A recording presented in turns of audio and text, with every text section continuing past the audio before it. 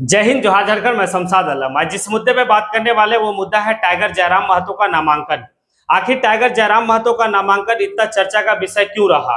पूरे झारखंड में आज अगर 1 मई 2024 को अगर देखा जाए तो काफी लोग जो है कि नामांकन कराए, नॉमिनेशन करवाएं, लेकिन सबसे ज्यादा जो चर्चा का विषय रहा वो टाइगर जयराम महतो का नॉमिनेशन मतलब चर्चा का विषय बना रहा। आखिर क्यों ऐसा रहा? दूसरी बात यह है कि आखिर टाइगर जयराम महतो जो है कि 1 मई को ही अपना नामांकन दाखिल क्यों किए, और आखिर कौन सा घटना हुआ उस नामांकन दाखिल के वक्त में कि टाइगर जयराम महतो को जो है कि गिरफ्तार करने के लिए पुलिस आई है। ये सारी बात करेंगे और ये भी देखेंगे कि टाइगर जयराम महतो के साथ जो है कि अमित महतो मंच पे क्या कहे, और आखिर अमित महतो को जो है कि बार बार माला पहनाने की कोशिश की गई लेकिन अमित महतो माला नहीं पहने। इसके पीछे कारण क्या है, इसके पीछे राज क्या है, तो आज सारी बातों पर डिस्कस करेंगे। आखिर टाइगर जयराम महतो को नॉमिनेशन के दिन का हाथ जो है कि उनकी गिरफ्तारी के पीछे, ये भी सारी बात करेंगे। तो चलिए चलते और सबसे पहले बात ये करते हैं कि पूरे झारखंड में आज अगर 1 मई को अगर नॉमिनेशन का दिन अगर कोई चर्चा का विषय बना था तो वो था टाइगर जयराम महतो। वही टाइगर जयराम महतो कि आज पिछले 2 साल अगर आप चले जाए तो टाइगर जयराम महतो एक आंदोलन के गर्भ से जो है कि उनकी जन्म होती है और पूरे झारखंड में जो है कि उन्हें जाना पहचाना जाने लगा, और इसी आंदोलन से जो है कि वो अपने एक पार्टी का मतलब गठन करते हैं और उसी पार्टी से अपना कैंडिडेट बनते गिरिडीह लोकसभा क्षेत्र से। गिरिडीह लोकसभा क्षेत्र से त्रिकोणीय मुकाबला देखने को मिल रहा है। एक तरफ चंद्रप्रकाश चौधरी है, दूसरी तरफ मथुरा प्रसाद महतो है, और तीसरी तरफ हम देखेंगे कि टाइगर जयराम महतो का। आज जिस तरह से उनका नॉमिनेशन में देखा गया भीड़, ये भीड़ अपने आप को कुछ बयां कर रही है कि गिरिडीह लोकसभा क्षेत्र में बदलाव होने की चांसेस ज्यादा बनती है। इनके जितने भी अपने क्रांतिकारी साथी थे सभी एक मंच पे दिखे। तीर्थनाथ आकाश उन्हें आशीर्वाद दिए, तो टाइगर जयराम महतो जिस स्टेज पे थे, जैसे ही अमित महतो उस स्टेज पे चढ़े तो सबसे पहले पैर छू के वो आशीर्वाद लिया अमित महतो का।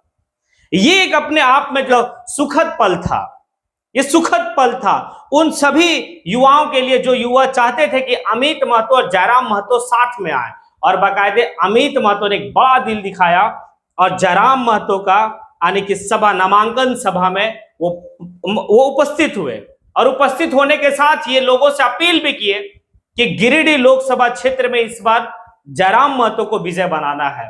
एक बहुत बड़ी बात थी। अब इसके पीछे ये चलते कि आखिर टाइगर जयराम महतो जो है 1 तारीख को ही नॉमिनेशन क्यों किए? 2 तारीख को भी कर सकते थे, उससे पहले भी कर सकते थे।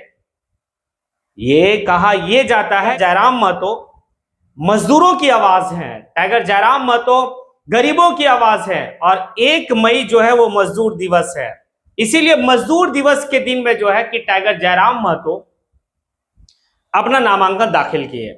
अब मसला ये है, जो सबसे चर्चा का विषय ये था कि टाइगर जयराम महतो को जो है कि गिरफ्तार करने के लिए रांची की पुलिस आई। जब रांची की पुलिस आई, जब ये बोकारो का जो है कि डीसी कार्यालय में गए तो वहीं पे इन्हें जो है कि अरेस्ट करने की पूरी साजिशन रचा गया। और ये साजिश रचा गया तो उसमें जो है कि टाइगर जयराम महतो इस बात को कहे कि मुझे हंसी आता है और मुझे बल मिल रहा है कि आप मुझे गिरफ्तार कर रहे हो।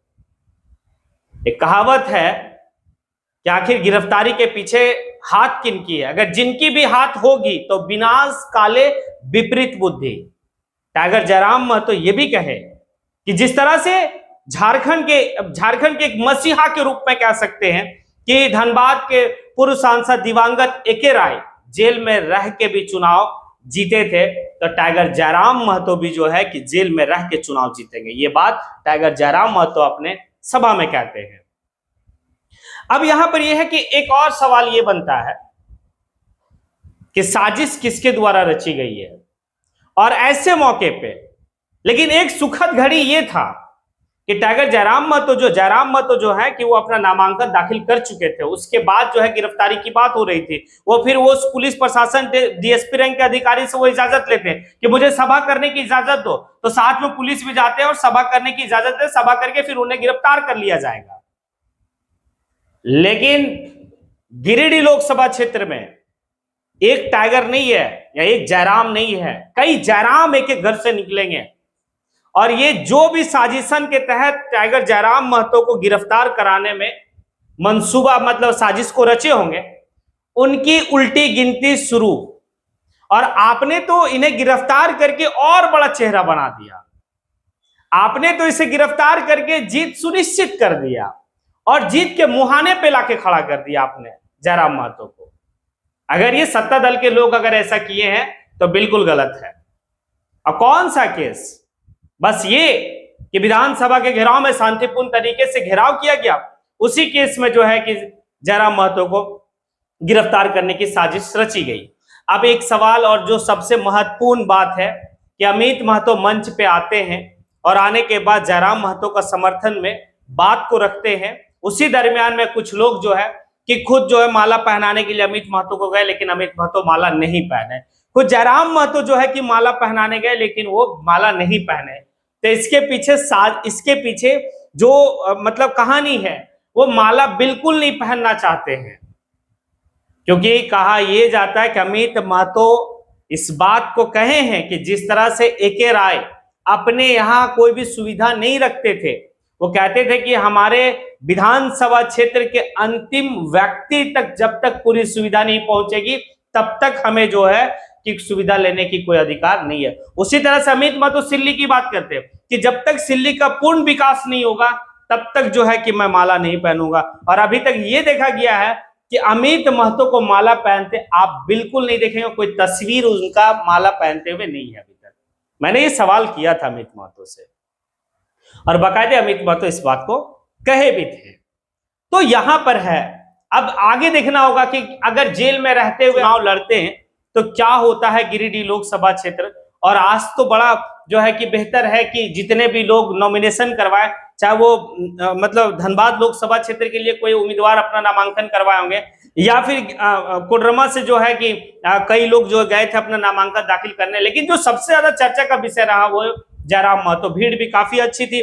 भीड़ ये संकेत बता रही है कि भीड़ जो है कि 44-45 डिग्री जो है कि धूप ताप होने के बावजूद भी लोग जो है कि डटे रहे। तो ये शुभ संकेत है एक नया चेहरा, एक नया उदय के लिए। क्या आप मेरी बात से सहमत हैं? तो फिर आप कमेंट बॉक्स में आके आप कमेंट जरूर करें। इसी के साथ मैं अपनी बात को यहीं पे समेटता हूं। जय हिंद।